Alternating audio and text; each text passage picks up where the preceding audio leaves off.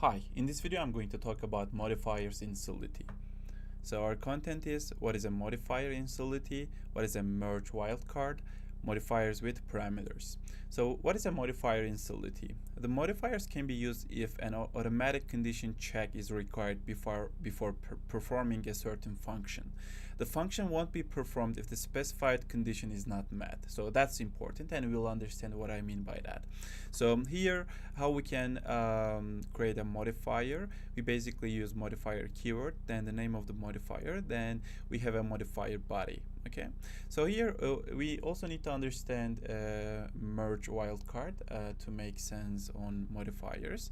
The underscore symbol is known as a merge wildcard, and this is replaced by the function definition during execution.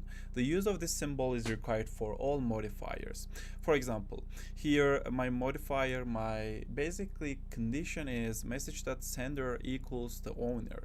Then we need to put this underscore as for a modifier body. Okay, so modifiers with parameters, we can also use some parameters in modifiers, and I will also explain why we need them, for example in a function, and it will make more sense. So any data type that Solidity supports can be used as an argument for a modifier. That's all right. With the additional one or more parameters in the function declaration, modifiers with arguments are defined in the same way as standard modifiers. So it's not that complicated. When we have our code example, you will understand it thoroughly. So let us switch to our editor after seeing this example. So here I have my user parameter, and I can use that parameter inside of my modifier body. Okay, so let us see the code together. I think it will make more sense. So here I have my state variables, owner and my number, and a constructor. In this constructor, I initialize my owner with message.sender and my number with underscore my number, which is a parameter for constructor. So I have a modifier here. In this modifier, I can also delete this parameter, but I want to give an example with a parameter. So for example, my condition is my pre-check is message.sender is equals to owner, and but I want to add some other users to allow this function to do something on this function. So to be able to do that, I can use a parameter called allowed address, and I can say message.sender equals to owner or message.sender equals these allowed addresses, so that the parameters I pass in my modifier can also do the operations that I want to do in the function.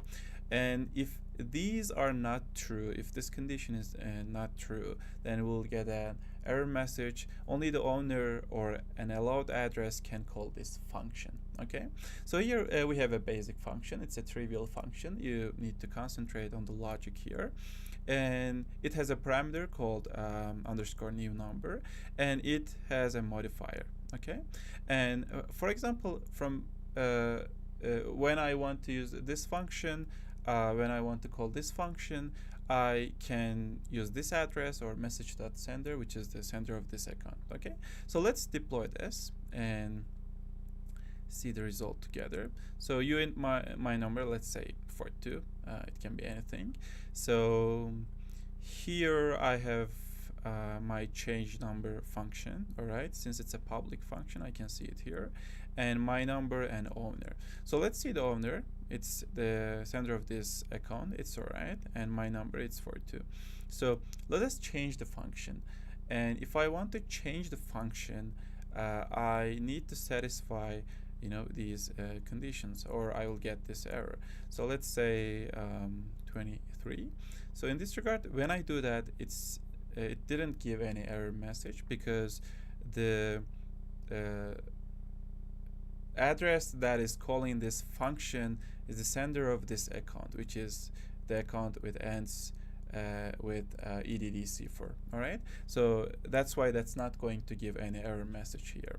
So here we could also use this address. So and it's not going to give this error message as well. But when you want to use some other addresses, which is not an allowed address or the message.sender, then you will get this error. Okay, so that's kind of it for this video. I will see you in the next one.